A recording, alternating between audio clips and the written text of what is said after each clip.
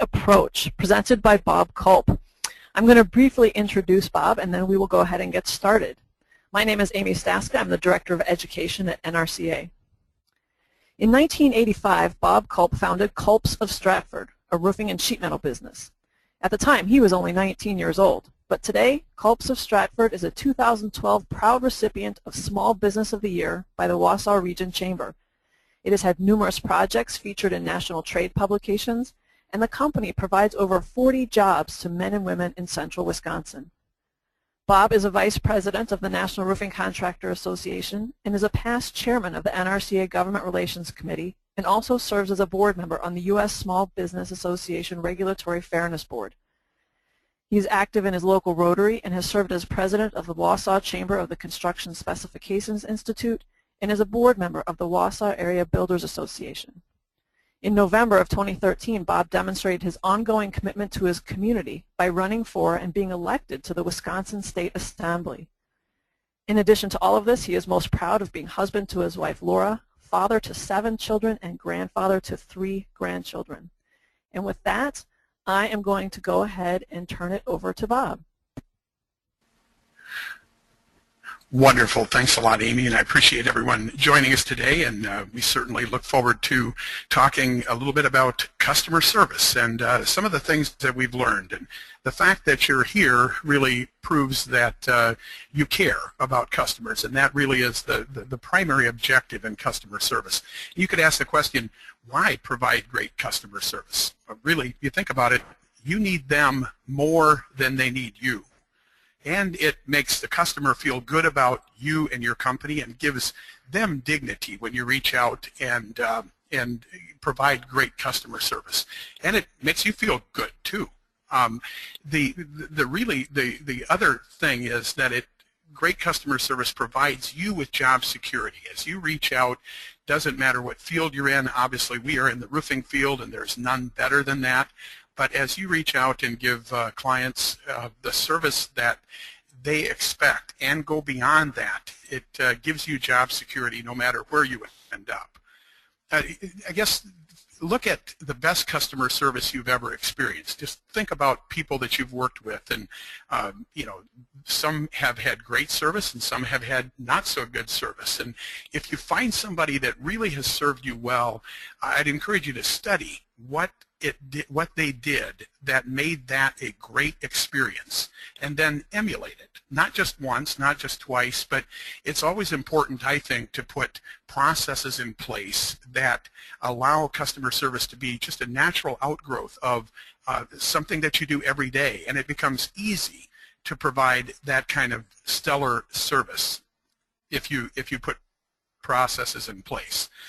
My wife and I were recently in a restaurant where we placed the order for the food and waited a half hour. No one came to check up on us during that time. Of course, we hadn't paid yet, but there was no food there and nobody refilling our beverages. And then they brought my food out, and it was chicken, and it should have been fish. And I looked at it, and it's like, wait a minute, this is not what I ordered. And the waiter came by and said, not yours, and took it off my table and said, I'll bring you the right stuff. And they did, and it was really an experience that wasn't that good. And we've all been to restaurants where it is customer service is front and center, and they're there asking you how it tasted.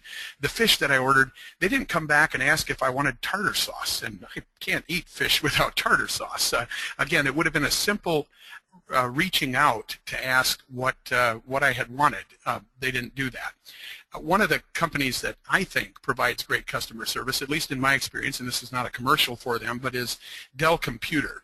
What I like about them is I always buy their computers and buy the extended warranties, and when you call them up or email them or connect with them in one fashion or the other about a service item, they will almost immediately respond back with an email saying they got your request, and then they follow up along the way and tell you exactly where the part is and when the technician is going to arrive. And it's those contacts that make me know that they're on top of it. Again, if you study these kind of approaches and companies that you do business with, you'll find a lot of good companies out there. Way down at the bottom of it, I guess, is the concept we all have heard of, the golden rule, and that is do unto others as you'd have them do unto you.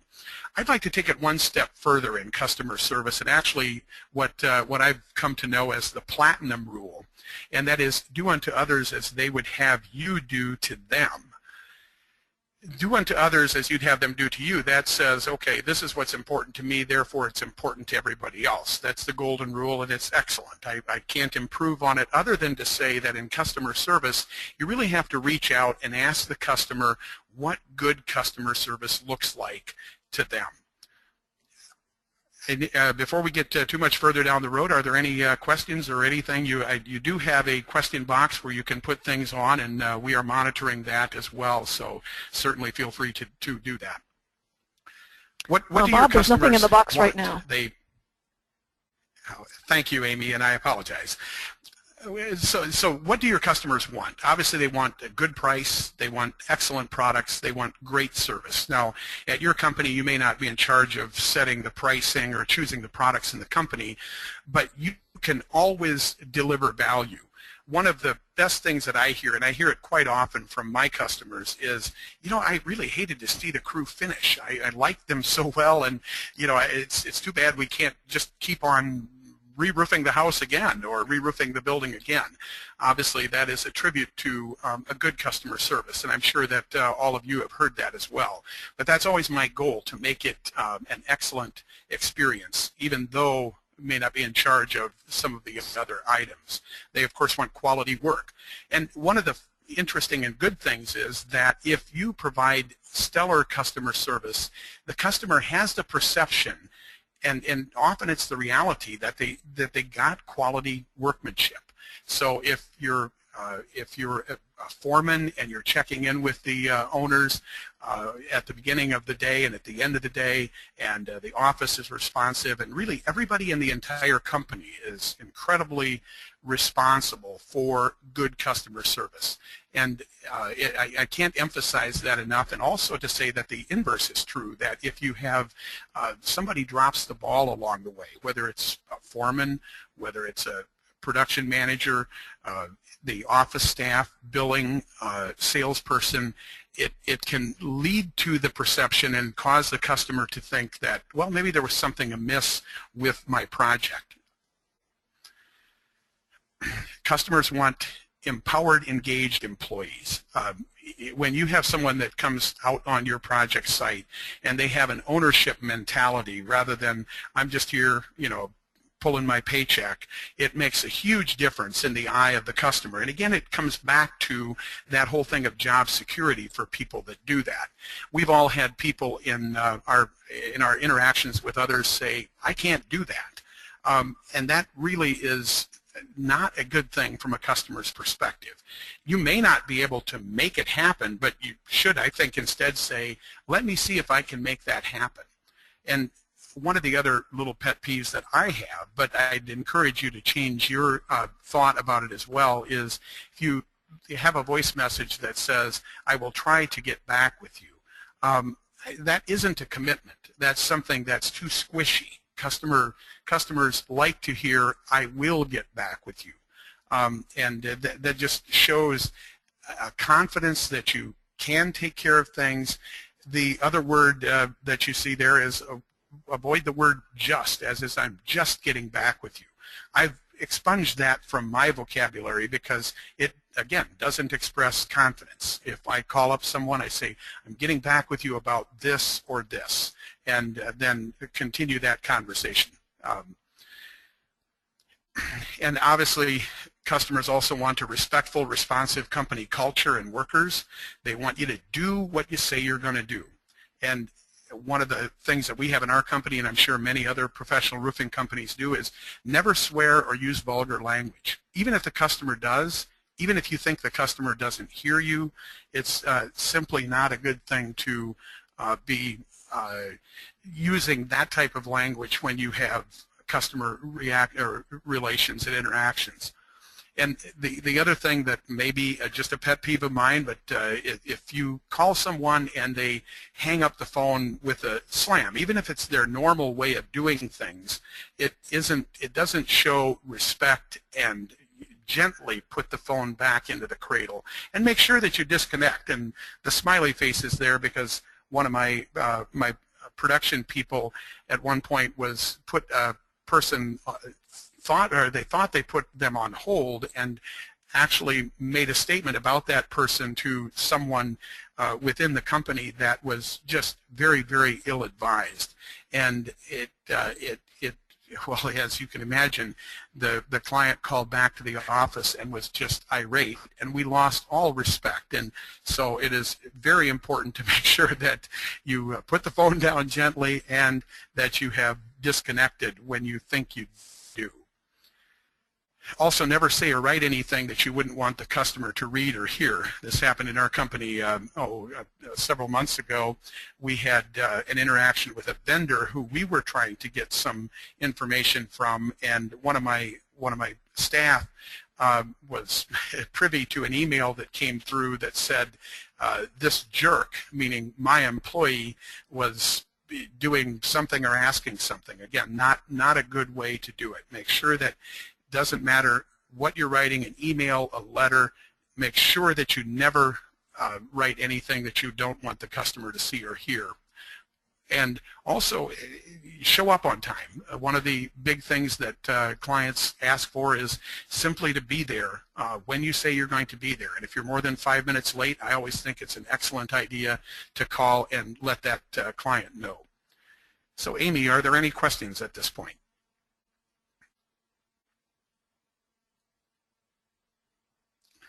No, Bob, there are not any questions yet, but as Bob mentioned earlier, feel free to enter questions into the question box if you're interested. Thank you. And continuing on with what customers want, what we've done, and you're welcome to copy this, is we've put together a code of conduct for our team. And I'm not going to read it all here. You can certainly grab a screen of it and reuse it in any way that you see fit. But we talk about clear communication and the need for it, and a respect for property, and how we're going to treat their property when we're on site. We talk about tidiness and cleanup and the conduct, again talking about objectionable language, professional appearance. These are all things that we actually put on a single-page document that goes out with each of our proposals saying this is what we agree to, and all of our team members sign this on a yearly basis, and it is simply the way that we are known in the marketplace. And you need to understand your customer. Of course, you need to be an excellent listener and ask them how they prefer to communicate. We do a lot of things internally with email templates. It's a way to really simplify communications. Include a business photo business card in the email, as you see on the screen. Make sure it's a professional photo. Many people are visual, and you know, they get really more comfortable if someone shows up at their doorstep knowing what they already look like than just showing up. I think that's an important thing that's helped us an awful lot in our communication with customers. Be an excellent listener. Again, ask them how they prefer to communicate. Give them your cell phone number. Ask if texting is okay. Do they do social media messaging? There's so many ways that people communicate with any one of our companies, and so many ways that people prefer to communicate. It is certainly important to ask what the best way to communicate with a customer is, and then to do it that way. If it's via Facebook, which I have communications with a lot of clients on the Facebook messaging angle, that works for them.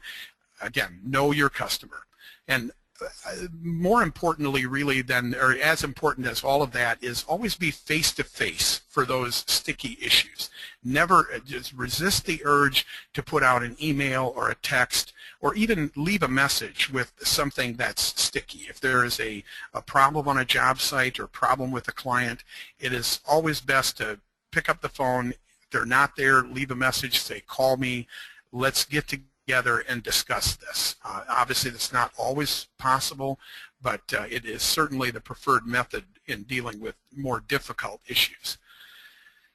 If you're a foreman and you're introducing yourself at the beginning of the project, obviously you want to tell the owner that I'm here to take care of your work. I'm here to take care of it from start to finish. If there's anything that you have that's a concern to you, please let me know. And maybe even a question like, if you as a customer, if you had a magic wand, how would this project get done? And they may say, well, it'd be done yesterday or any number of things, but at least you hit their top of mind hot button at that point. And, at the end of that introduction, also, is there anything that's important that we haven't talked about? And as we talked about in the sales webinar about a year ago, matching the behavioral style of the customer is very important as well, making sure that that customer is if they're, fast, if they talk fast, make sure that you match that to some extent. If they are more laid back and more slow, do that as well. Again, it doesn't seem like customer service on one hand, but it really is. And the other thing is talk to all parties equally, especially if they're homeowners, male and female. Make sure that you are giving equal time. We've had conversations with clients of ours who actually chosen us because we've made it a point to do that in the sales process. And the same has to be true throughout the customer experience. And again, get to know how often your customer wants you to touch base with them when you're on a project. Touch base with them every day if that's what they want and if that's what you agreed on. Again, it's doing unto others as they would have you do to them that's important. And obviously, you need to check in with them at project completion. There's some points of contact. What customers really want is communication and honesty. And really, no matter what level you are in the company, you can provide that.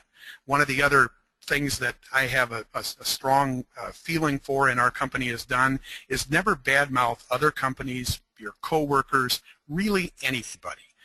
Customer service degrades very quickly if you go take the low road, and it elevates you and the customer if you are on the high road and speak only good of others. Sometimes there is a need to differentiate. I would suggest that you could always posit that in a positive light rather than in a negative light. Set up mutually agreed upon expectations about follow-up. We talked about that. If they want to be contacted every day, you should contact them every day. If they want to be contacted twice a day, try to do that. If they say, look, I just want it done and check back with me in a week, then make sure that you do that for that customer. Your personal customer service should be designed to engender trust and confidence, and it really will do that if it's done well. What you really want to keep in mind is that everybody thinks in terms of what's in it for me. Make sure that every interaction with the customer reflects that. Are there any questions or any input that anyone has? Bob, there is one question here, and you had addressed, calling if you're going to be at all late. And one person said, isn't showing up too early just as bad as being too late? That is an excellent question, and I would agree that if you show up early, you should also call and make sure that it works for the customer. I typically have a 5-minute window on either side of a sales call or a job visit that I tend to adhere to. Again, it's what's important to the customer, and if the customer says, look, why did you show up early once or twice, then if you have that experience, maybe you'll amend your ways. So an excellent question. Bob, there's one other comment in here, and someone said that the code that your employees sign that goes out with your proposals is a great concept, and can you show that slide again at the end, or can people get a copy of that slide that you used? I certainly can do that, and if you want to make that available via the NRCA, I can do that, or we can get that to the individual that asks. So either way, we can certainly accommodate that. Okay, great. I'll keep track of that. Thank you. Good. And another one did just come in. It says, and I didn't read this ahead of time, so I hope I don't mess it up. Bob, I think this presentation is a great reminder of how far companies have traveled away from good customer service, which should be a very core value. What do you suggest as far as follow-up with a client or customer when it is typically a phone sale and not face-to-face? How should we approach this? Well, that's an excellent question, and certainly sales is a part of customer service. It starts right from the beginning. Um, let me digest on that just a little bit, and I'll keep it up in the corner of the screen, and we'll continue on talking as this will be a foreman certification part of that, or at least that's what I understand. So the contact points for great customer service, and this is may tend to answer the question that was asked right after they call for a proposal. In fact, oftentimes before we hang up with someone, I already have an email going out to them saying, and we have the text of what I have kind of as a format down at the bottom. Thanks for contacting us about your roofing project. I talk about date and time, give them my cell phone number, and really just do everything right on the spot. And on occasion I'll even use a service to cut and paste an image of their building from some of the services that provide that and include that, and it really tends to just blow people away that that can be done. So it is certainly something that directly after they call for a proposal. Otherwise it's like you're waiting in that restaurant for your food, and you don't hear anything, and all of a sudden the food shows up. I would again just encourage immediate contact right as they call for that. And another great point of contact for customer service is after you get a signed proposal or contract, especially if they're mailed in, oftentimes people will pick them up. There's a lot of different ways that contracts can come in, but just an email template acknowledging the receipt of that and outlining the next step in the process. And you see what I've used here. This particular one is a template that I use if for some reason we hadn't discussed color, which is something that is a snafu possibly on my part. Most people probably are more organized than that. But if there's anything that's missing, but again, it's just confirmation that got the contract, this is what we've done to it. We've turned it over to the production manager, and in our case we have that split off and into a separate job description, and I'll follow up with you at the end of the project. So again, just another point where people really respond to that. You email the production manager then, and I don't have templates down for this, but the production manager would have an acknowledgement either via phone or via email that, hey, I've received your project and we're going to be going into production with the approximate date there. And also just a quick question about what's the most important consideration that you have. It might be as simple as, look, I don't want my HVAC unit dinged or damaged in any way, or I'm going to have friends over this day, or I'm, if it's a manufacturing facility, we're going to have this major thing going on. There are so many things that are most important to a customer, and if we focus on that rather than just on our own, well, it's just about doing the roof. It really isn't. It's much more than just doing the roof. And one of the things that you would have in that email template or phone is a conversation about how often the client wants to be notified about changes to the schedule. We all know what weather and those kind of things can do to schedules, and if a client wants to be called every 2 weeks or every month, depending on your backlog and your lead time, or if they want to be called every day or emailed every day, that would be a little bit much. But again, it's about what the client wants, and also you want to know how much lead time that client wants prior to starting the project.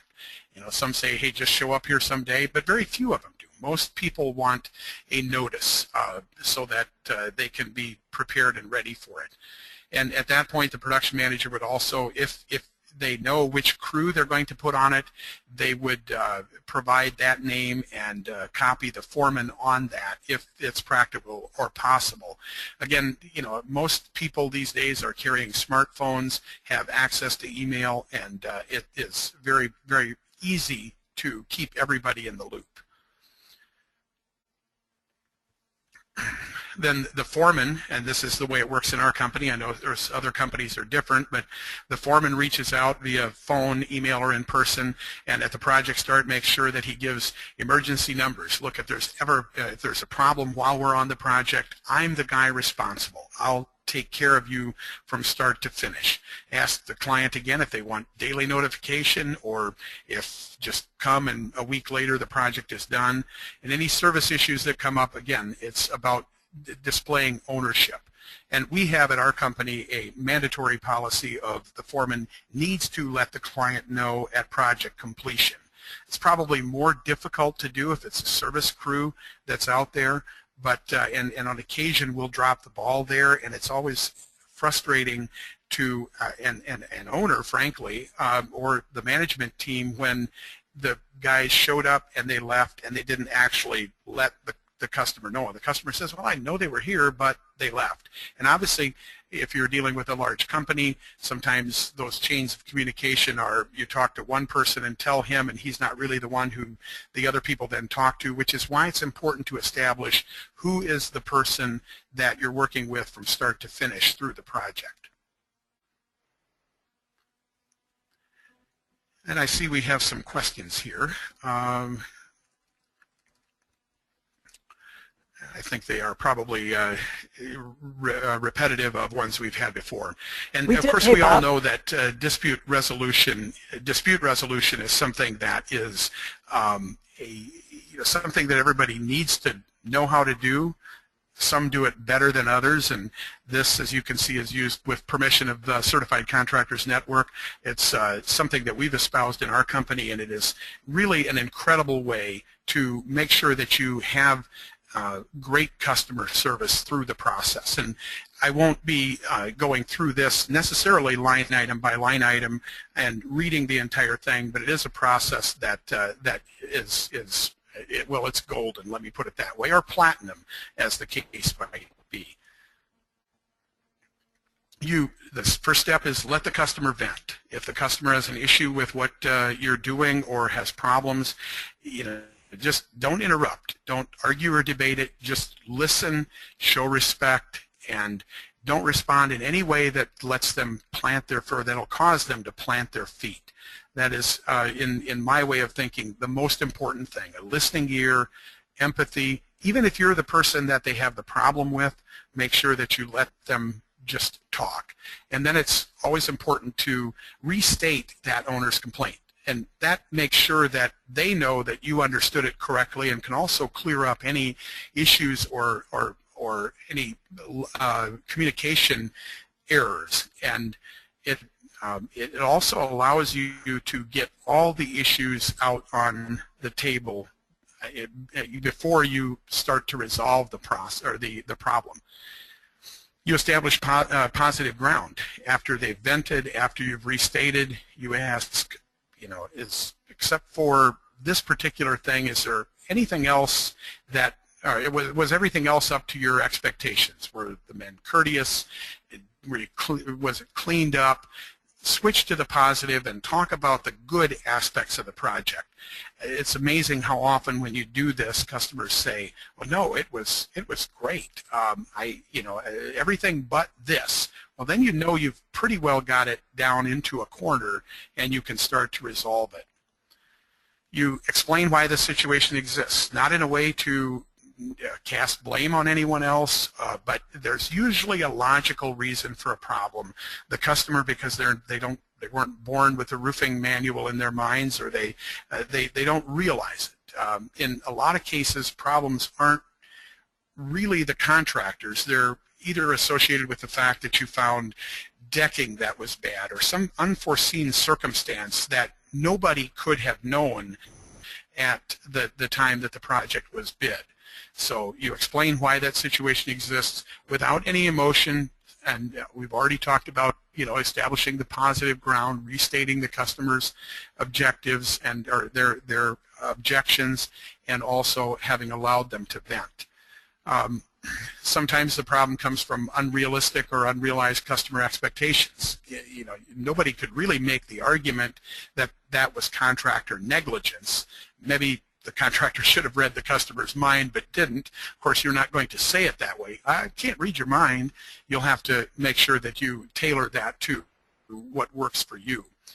Even if the contractor should have anticipated additional cost, if that's the issue, the customer isn't damaged. If the contractor had included that additional work in the base bid, the customer would be paying for it anyway, so really no one is harmed. Again, just a cool, calm explanation of why the project exists, or the problem exists, pardon me. You would also, at that point, probably expect a rebuttal. No matter how well you explained it, how coolly and calmly you explained it, the customer probably is going to go back to the status quo of a complaint, especially if it's going to cost more. They might feel that you're just evading them and not really addressing their issue. Again, have patience. Don't come back and go off on them, because that will only tend to escalate things. And of course, the sixth thing is you want to state the company's customer relationship objective. If it really is your objective to have 100% customer satisfaction, and you need to let the customer know that, and you need to let them know that, you know, referrals and goodwill are really what you trade on every day. That doesn't mean you can give away free work, of course, or accept responsibility for something that's outside of the scope of what you had agreed on, but the customer needs to hear that you really do care. You appeal to the customer's sense of fair play. You know, hey, fair and right, you know, let's talk about that. And the customer also needs to know that you treat them you regard them as a person of integrity. And if you do that, that might just influence the customer to do the right thing. You can explain that the situation wasn't expected and isn't contractor negligence, and sometimes it is. And if it is contractor negligence, if you did something wrong, if your crew did something that was not correct, by all means, own up to it. And if it costs money, so be it. Pay it. This is one of the ways that good customer relationships can be helped out. And you should really see a dispute as an opportunity for endearing yourself to that customer, if you will, for a long period of time. Many of the people that we've had customer service issues or disputes with have turned out to be our most avid people that promote us, and you'll find that as well, of course. And when the customer realizes that the contractor isn't responsible, that they'll have to absorb the additional cost, a lot of times the situation takes care of itself. A key phrase in this dispute resolution is, do you see this as contractor negligence? Because that really, I think, hits to the core of, if they do, then again, hopefully this process will help out. Expect a rebuttal, again, this is the second expect a rebuttal. A lot of times this is what happens, and it really is a restatement of what we said before. Be prepared for the customer to complain, and just, again, don't become argumentative.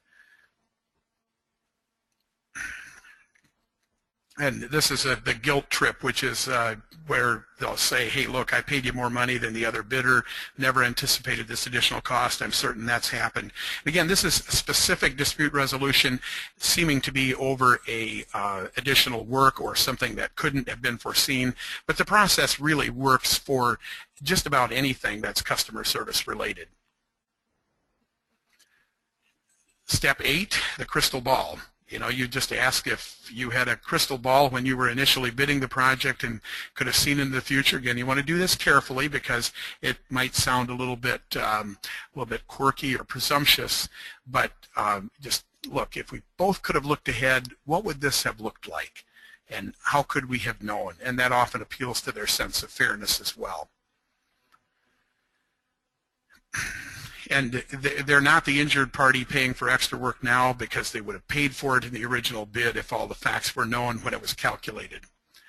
Again, expect a rebuttal.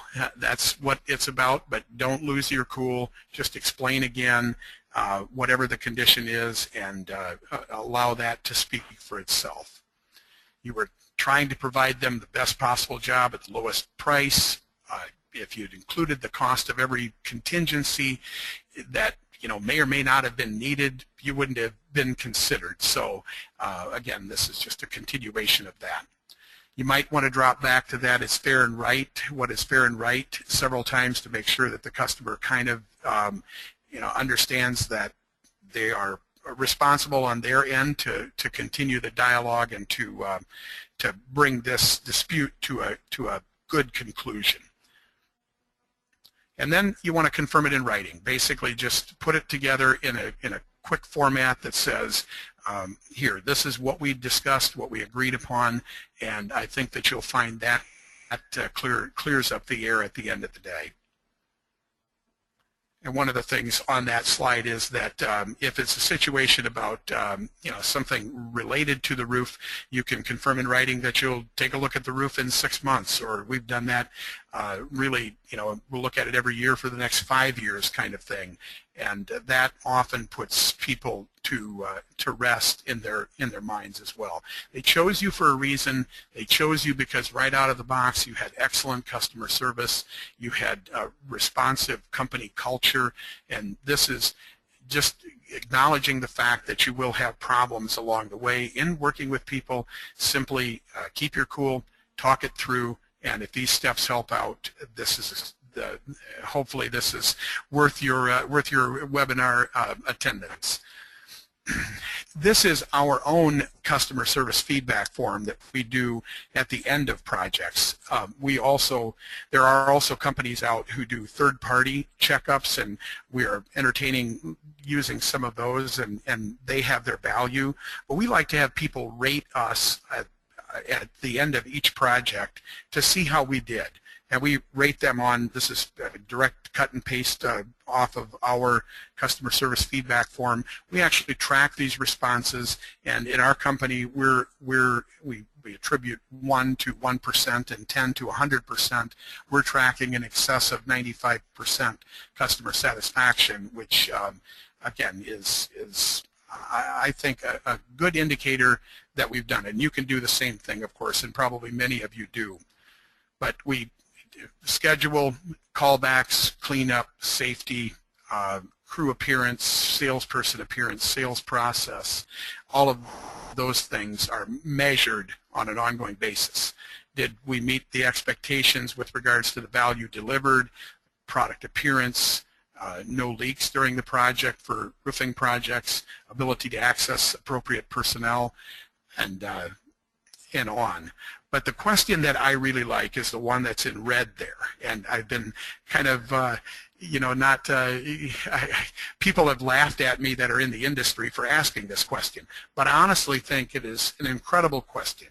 And we always give these customer service feedback forms during the sales process so that people know that we'll be asking about these things. But the one that I like is, did you experience genuine caring by our company? And if they answer yes, that's a good thing. And often they'll expand on that in the blanks that are given. I've never had anyone say no to that yet, but it does cement in the customer's mind that you care. And again, feel free to use this in any way that you would like to. One of the issues that we are working through in our company is that sometimes one of the office staff will call when another one has with the same customer.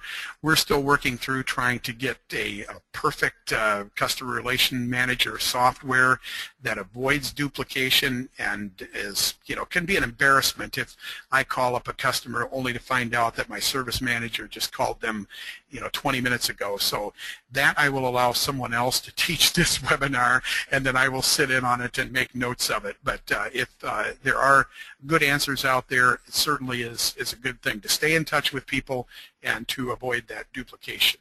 And one of the ways that we do work that out is we have regularly scheduled management meetings. Once a week we have a management meeting where all of the managers sit down and talk about their particular scopes of influence within the business and bring up specific customers.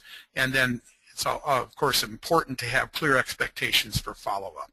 And it's very critical that and everyone that's on this webinar, again, as I said early on, the fact that you're here means that you care, and you probably have an excellent team put together, so you don't have to check up on them to make sure that they've followed up. But those are, again, real basic internal communication items. Consistent customer service is the key to your success as a company. It's as we mentioned before, it's the key to job security for everybody within the company, even the owner, the president of the company. If you have a company that provides stellar customer service, you know that people will be coming to you asking you for more, to do more work for them. And if you are a foreman and you are giving exceptional customer service, you probably all had people say, look, the only one I want back on this job is the guy that I worked with before, and that is a real tribute to good customer service. So obviously you want to stay in touch long after the sale and the project are complete as well. That's how you get future work. And I think we are at the conclusion of this webinar, and I certainly would welcome and entertain any questions. Bob, we did have one that kind of touches on a topic that you have dipped into a little bit throughout the past 40 minutes or so. And this is a question from a residential contractor asking whether it's more appropriate to dress, to have your attire be appropriate to the trade or to the business. I don't know if Amy has left us, but there I see a question. From a residential roofing contractor, is it more appropriate to dress more to the trade or to business attire, slacks and button down? I would say that that is something that is an internal company decision, and it's probably very dependent upon who you're seeing, what part of the country you're in, and I am the wrong guy to ask for fashion advice, but I would say that I'm typically jeans and a button-down shirt, but that is, again, that's something that you would decide internally. Again, it's about knowing what your customer wants. That's the bottom line of it. And in answer to the question, are these webinars usually put on the NRCA website afterwards? I believe that is the case, and that was answered. The webinar is being recorded. Yes, it should be posted by early next week, certainly. Are there any other questions that anyone has to pop in? There is one other comment in the question box. It's not a question, but someone did. I see a number of requests for receiving a copy of the presentation, and I'm certain that between the NRCA staff and myself, we can make those available. Yes, and in fact we will. I think that Bob is having a hard time hearing me right now, so we will put it on the website and we'll be able to get you anything that you need.